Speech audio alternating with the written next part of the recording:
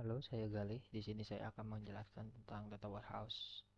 Jadi di data warehouse itu merupakan sistem komputer yang bertugas untuk mengarsipkan dan menganalisis sebuah data historis untuk keperluan suatu organisasi atau bisnis tertentu. Informasi yang dikelola dapat berupa data terkait penjualan, gaji, serta informasi harian lainnya. Dengan menganalisis sebuah data secara terstruktur, maka dapat menghasilkan informasi yang lebih akurat untuk menunjang pengambilan keputusan oleh suatu perusahaan. Itulah mengapa gudang data ini atau data warehouse termasuk dalam salah satu parameter penunjang kegiatan business intelligence. Berikut adalah manfaat data warehouse. Yang pertama itu menawarkan kecepatan. Jadi data warehouse ini dibuat untuk pengambilan dan analisa data yang cepat sehingga memungkinkan bisnis dengan cepat mengakses dan menanyakan data yang relevan untuk mengambil keputusan sesuatu organisasi. Yang kedua ada ketersediaan, kualitas, dan konsistensi. Data warehouse ini menggabungkan informasi dari berbagai sumber menjadi satu sumber kebenaran dalam organisasi. Perusahaan dapat membersihkan dan mengubah informasi dari berbagai sumber tersebut untuk meningkatkan kualitas dan konsistensi sebelum menyimpan data di data warehouse.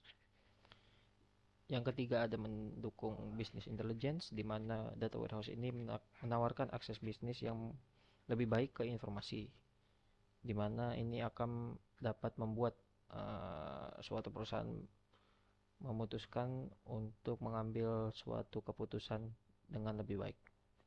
Yang keempat, ini data warehouse ini hemat biaya dan meningkatkan pendapatan. Jadi, riset menyebutkan bahwa perusahaan yang mengimplementasikan keputusan berdasarkan data dapat mengalami pertumbuhan rata-rata lebih dari 30% per tahun. Kemudian yang terakhir membuat prediksi dengan lebih percaya diri, di mana profesional di bidang data dapat menganalisis data bisnis untuk membuat prediksi pasar. Selanjutnya ada traditional data warehouse versus cloud data warehouse atau modern data warehouse. Jadi, traditional data warehouse ini merupakan data warehouse yang bentuknya masih berupa hardware atau berupa server-server yang berada di suatu perusahaan. Sedangkan cloud data warehouse ini merupakan suatu jaringan untuk menyimpan data secara bentuk cloud. Traditional data warehouse ini berisi server database yang digunakan untuk mengekstrak data dari berbagai sumber, seperti database transaksional yang digunakan untuk aplikasi front-end. Kemudian ada middle tier di traditional data warehouse, dapat menampung server OLAP yang mengubah data menjadi struktur yang lebih cocok untuk analisis dan query kompleks. Kemudian ada client layer, di mana tingkat ini dapat menampung alat yang digunakan untuk analisis data tingkat tinggi serta pelaporan query dan juga data mining. Pada cloud data warehouse ini merupakan database yang disimpan sebagai layanan terkelola di publik dan dioptimalkan untuk business intelligence dan analitik yang scalable. Di mana cloud data warehouse ini mempunyai manfaat sebagai berikut. Yang pertama itu faster insight, di mana cloud data warehouse mampu menyediakan kemampuan komputasi yang lebih kuat, serta analitik cloud waktu nyata menggunakan data berbagai sumber data lebih cepat daripada local data warehouse. Kemudian secara scalability-nya, cloud data warehouse lebih bagus dalam menawarkan penyimpanan langsung dan hampir tidak terbatas, dan mudah untuk diskalakan seiring dengan meningkatnya kebutuhan penyimpanan kita. Berikut adalah contoh-contoh cloud data warehouse. Ada Amazon Redshift, ada juga BigQuery yang sering kita dengar. Kemudian ada Snowflake. Selanjutnya, infrastruktur di cloud computing ini berbeda dengan software on-premise, di mana dalam on-premise ini sebuah perusahaan menyimpan seluruhnya di suatu tempat. Sementara di cloud hanya penyedia cloud yang menyediakan seluruh tempat tersebut untuk Anda. Server berbasis cloud ini mengandalkan teknologi virtual untuk menyimpan aplikasi atau file perusahaan. Tidak akan ada biaya tambahan, kemudian data bisa di backup secara reguler dan perusahaan hanya membayar berdasarkan sumber daya yang mereka digunakan. Bagi perusahaan yang sangat mengglobal seperti Amazon ataupun perusahaan-perusahaan lainnya, cloud ini merupakan pilihan yang tepat karena bisa membuat mereka terkoneksi dengan konsumen, partner, dimanapun, kapanpun, tanpa usaha yang sulit. Kemudian software manapun yang sudah terintegrasi ke lingkungan Anda akan langsung dapat siap digunakan perusahaan dengan berlangganan cloud. Maka dari itu, tidak akan ada lagi waktu yang terbuang dalam instalasi dan konfigurasi sehingga penggunanya bisa langsung dapat mengakses aplikasi. Selanjutnya akan kita bahas tentang Amazon Redshift, di mana pertama kita akan membahas tentang Redshift Architecture, di mana Amazon Redshift ini mendukung koneksi klien dengan banyak jenis aplikasi, termasuk intelligent bisnis, laporan, data, dan alat analitik. Saat Anda menjalani query analitik, Anda dapat mengambil, membandingkan, mengevaluasi data dalam jumlah besar dalam operasi beberapa tahap untuk menghasilkan hasil akhir. Amazon Redshift ini memiliki penyimpanan yang efisien dan kinerja query yang optimal melalui kombinasi pemrosesan paralel, besar-besaran, penyimpanan data berbentuk kolom, dan skema penyandian kompresi data yang ditargetkan dan sangat efisien. Kemudian ada columnar architecture, di mana penyimpanan kolom untuk table database merupakan faktor penting dalam mengoptimalkan kinerja query analitik karena secara drastis mengurangi keseluruhan persyaratan input atau output disk dan mengurangi jumlah data yang Anda perlu buat dalam disk. Kemudian ada compression. Jadi secara default ini Redshift menyimpan data dalam format mentah yang tidak terkompresi. Kemudian Anda dapat memilih apakah akan mengkompresi data tersebut atau tidak. Setiap kolom dalam tabel dapat menggunakan jenis kompresi yang berbeda. Ada beberapa cara untuk encoding data kolom. Yang pertama bisa memilih jenis encoding yang tepat untuk setiap jenis data. Merupakan kunci untuk mencapai kompresi yang efisien. Kemudian ada data distribution, di mana saat Anda membuat data ke dalam table, Redshift ini mendistribusikan baris table ke setiap compute node sesuai dengan gaya distribusi table. Jadi saat Anda menjalankan query, pengoptimal query mendistribusikan ulang baris ke compute node yang diperlukan untuk melakukan penggabungan dan agregasi apapun.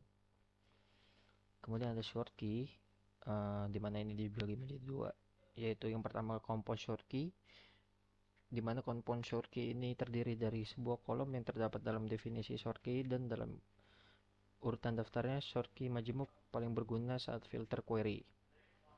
Kemudian ada interleaf short keys atau interleaf short keys ini memberikan bobot yang sama untuk setiap kolom atau subkumpulan kolom dalam kunci pengurutan.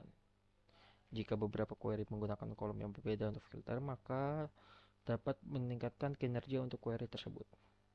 Kemudian ada Aqua atau Advanced Query Accelerator, di mana accelerator query ini untuk Amazon Redshift menggunakan perangkat keras yang dirancang khusus untuk mempercepat query yang memindai kumpulan data besar.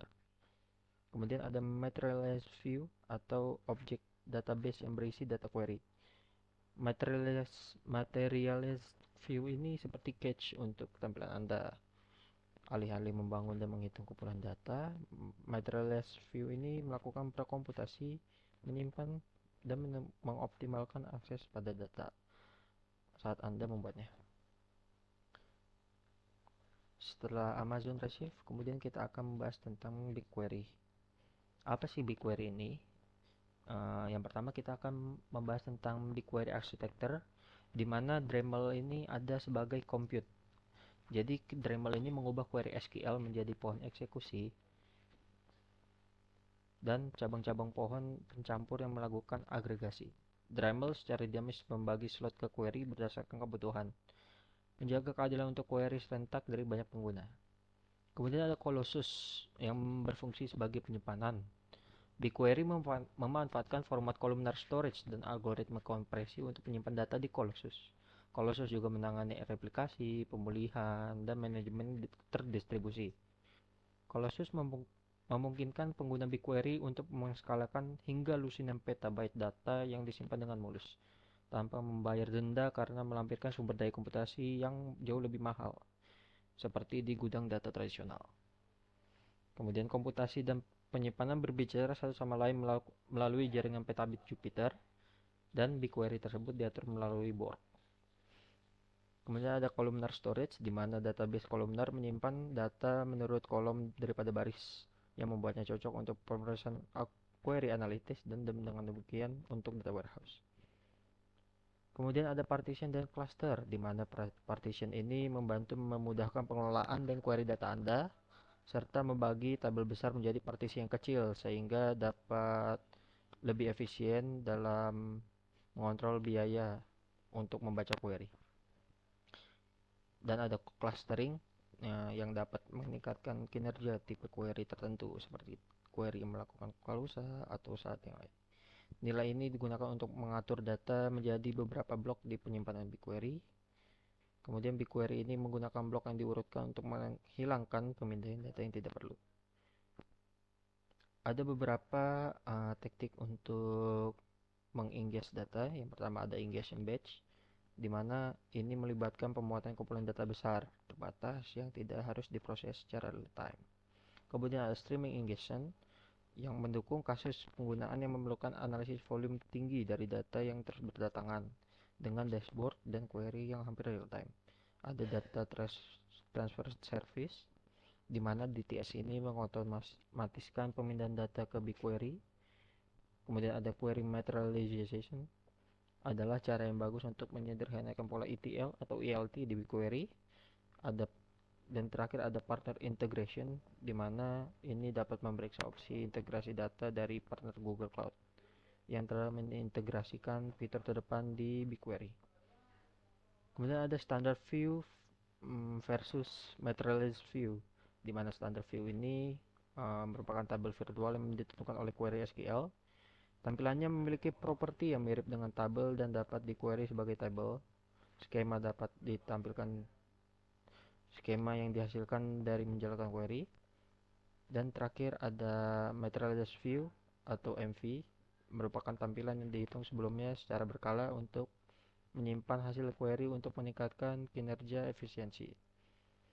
Mereka dapat secara signifikan meningkatkan kinerja beban kerja dengan query umum dan berulang. Sekian penjelasan tentang data warehouse dari saya, kurang lebihnya mohon maaf. Jangan lupa like dan subscribe. Dadah.